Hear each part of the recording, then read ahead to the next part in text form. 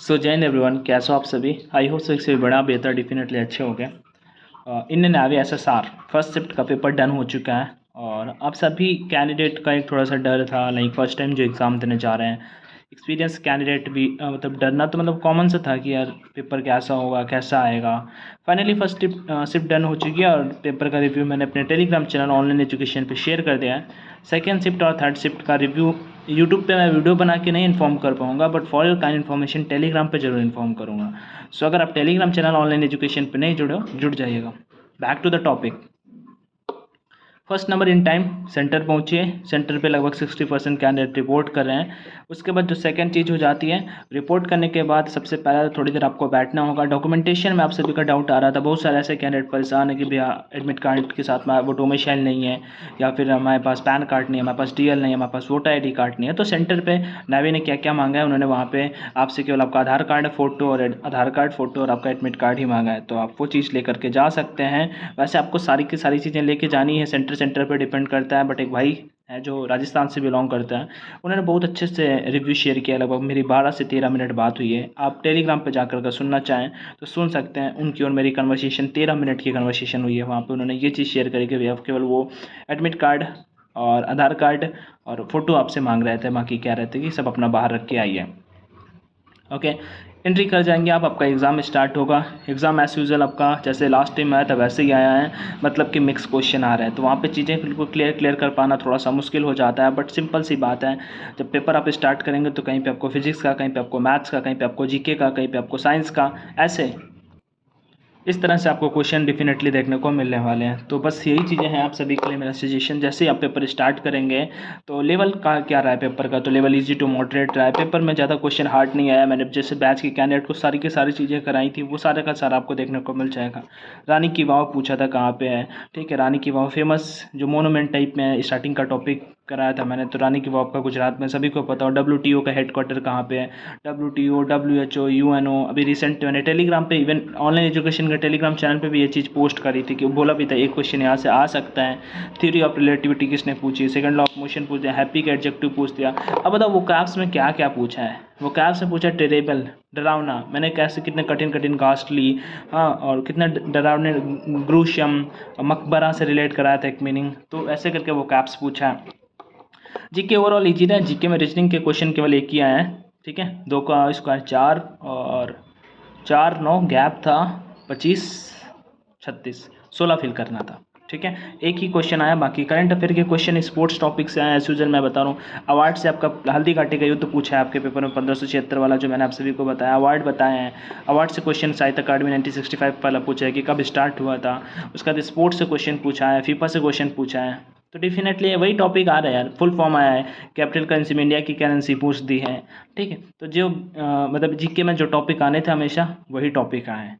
आपने अगर पढ़ रखा है अच्छे से, जो चीज़ें मैंने कराई हैं आपने कहीं से भी कर रखी हैं, आप उससे अच्छे से रिवाइज करके जाइए, डेफिनेटली आपका पेपर हिट होगा। बुक नहीं पूछा यार। कोई अगर पेपर दे के आया हो तो आप में से बताना बुक आती है हमेशा, इस बार आई है कि नहीं, ठीक है। जैसे ये चीज़ कंप्लीट हो जाती है हम नेक्स्ट स्टेज की ओर बढ़ते हैं। पेपर का लेवल हम ईजी टू मॉडरेट रखेंगे, ठीक है। अभी तक जितने भी कैंडिडेट से मैंने बात करी है, जिनको मैं जानता हूँ, उनसे ही मैंने बात करी है। उसके बाद अगर मैं बात कर लेता हूँ इजी टू मॉडरेट के बाद, अगर मैं बात कर लेता हूँ नेक्स्ट की ओर, तो जीके वाले सेक्शन पर अगर अपन बढ़ते हैं, ठीक है। जीके कंप्लीट हुआ। साइंस में अगर बात करते हैं तो उसमें केमिस्ट्री के 2 से 3 क्वेश्चन, 2 क्वेश्चन केमिस्ट्री के आया, जिसमें एक क्वेश्चन आपका नियॉन का प्रतीक पूछा था।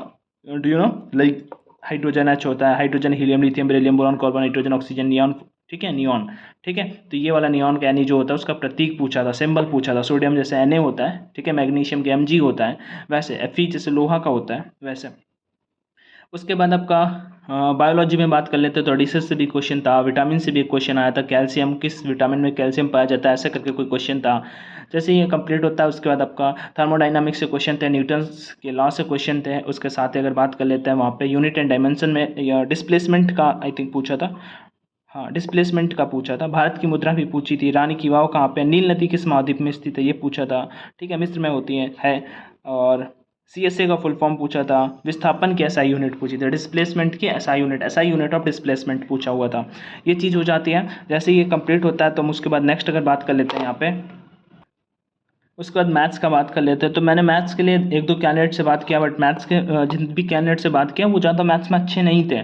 तो उनके अकॉर्डिंग मैथ्स बोले भैया मेरे according maths easy to moderate हमें लग रहा था। हमने 7-8 क्वेश्चन हमें ऐसे लगे जो ईजी लगे, वो हमने 7-8 क्वेश्चन बना लिए। दैट्स वाई उन्होंने 52 और 60 अटेम्प्ट किए हैं। ठीक है, तो जिनका मैथ्स अच्छा होगा उनके लिए हो सकता है और भी सरल हुआ हो। बाकी 50 मतलब कि उन्होंने 8-10 क्वेश्चन बना लिए, बाकी क्वेश्चन को छोड़ दिया। कुछ क्वेश्चन मैथ्स में बोले थे अच्छे भी थे।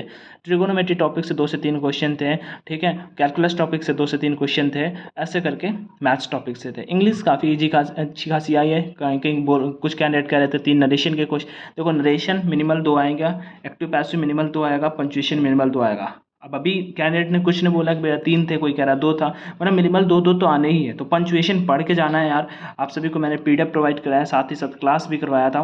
तो पंक्चुएशन टॉपिक आप सभी को पढ़ के जाना है।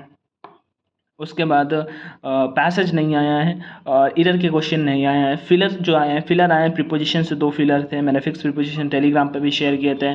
और उसके साथ ही आपको होमोनिम्स में एक वर्ड आया था, होमोनिम्स मैंने कराए हैं, बताए हैं। होमोनिम्स वही होते हैं, नहीं जिनको नहीं पता है सर, जैसे इफेक्ट, एफेक्ट, प्रिंसिपल, प्रिंसिपल, ठीक है, प्रिंसिपल, प्रिंसिपल, ऐसे करके होते नहीं, आपको कराया था एडॉप्ट, एडेप्ट, एडेप्ट, डालना, गोद लेना, ठीक है, चालाक, ये सब करा है ना, ऐसे वर्ड वहाँ पे पूछे हुए थे। तो English overall easy to moderate English category रही। इंग्लिश को भी ज़्यादा हार्ड नहीं आया, पेपर इंग्लिश का पैटर्न सेम टू सेम रहा है।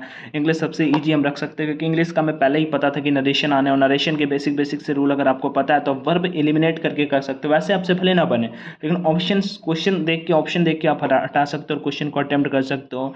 जैसे ये चीज़ें कंप्लीट हुई तो उसके साथ ही पेपर ओवर हुआ। और कैंडिडेट के अकॉर्डिंग 50 मेरे अकॉर्डिंग 50 और 60 जो होगा एक अच्छा अटेम्प्ट होगा। तो डेफिनेटली आप सभी जो भी कैंडिडेट जा रहे हैं एग्ज़ाम देने, वो 50 और 60 अगर अटेम्प्ट करते हैं विद एक्यूरेसी के साथ में 50 के आसपास अगर पहुंच रहे हैं तो एक अच्छा अटेम्प्ट माना जाएगा। बाकी एक BS से मैंने बात करी है, तो उनके लिए मैंने टेलीग्राम ऑनलाइन एजुकेशन पे आप विजिट कर सकते हैं। ठीक है, ये मेरा टेलीग्राम चैनल है। आपको उल्टा दिखाई दे रहा होगा या फिर नहीं दिखाई दे रहा होगा, ठीक है। तो सिंपल से आप यहाँ पे विजिट कर सकते हैं और यहाँ पे देख सकते हैं सेकंड शिफ्ट, थर्ड शिफ्ट, हर एक शिफ्ट का मैं रिव्यू यहाँ पे पोस्ट करूँगा। आप खुद सुन भी सकते हैं। बस यही है सारा का सारा रिव्यू। बाकी कोई डाउट या क्वेरी है तो डेफिनेटली कमेंट सेक्शन पे आप बात कर सकते हैं, जरूर रिप्लाई करेंगे। Till there everyone take care, जय हिंद। मेरे अकॉर्डिंग पेपर जैसे कैंडिडेट ने बताया, रुको अच्छा एक बार और देख लेता हूँ। हाँ रुको, आशु कुमार पहुँच गए सेंटर पर, उन्होंने फ़ोटो शेयर करी है आप लोगों की। एक सेकेंड, लाइव की तरह बता रहा हूँ। WHO का हेडक्वार्टर आया है, WHO का WTO सब जिनेवा पे। भैया हो गया exam. GK and GS English easy and maths and physics का थोड़ा टफ था इनका। रानी की वाव कहाँ पे है? अमेजन नदी कौन से महादेश में? अमेजन पूछा अफ्रीका पे कॉन्टिनेंट में सर। इंडियन मुद्रा, इंडियन ट्री, रीजनिंग 2-3 क्वेश्चन थे एंड टाइम एंड वर्क से था एक क्वेश्चन। 4, 9, 16, 25 ऐसे करके कुछ बोल रहे हैं, वो मैंने बताया। पैसेज नहीं था, WTO का हेडक्वार्टर था। तो मैंने आप सभी को बता दिए सारे के सारे क्वेश्चन। ये क्वेश्चन हार्ड नहीं है, ठीक है। और बाकी अगर आप सभी का कोई डाउट आ रहा हो तो कमेंट सेक्शन पे आस्क कर लीजिएगा, मैं इनको बढ़िया लिख देता हूँ। बढ़िया, बाकी all the best everyone, take care, ठीक है। पढ़ते रहो, स्वस्थ रहो। अब ये जो पैटर्न मैंने बताया ना, जो चीज़ें बताई वही चीज़ें आएंगी, ठीक है। बाकी ध्यान रखो, स्वस्थ रहो, मस्त रहो, bye bye, all the best.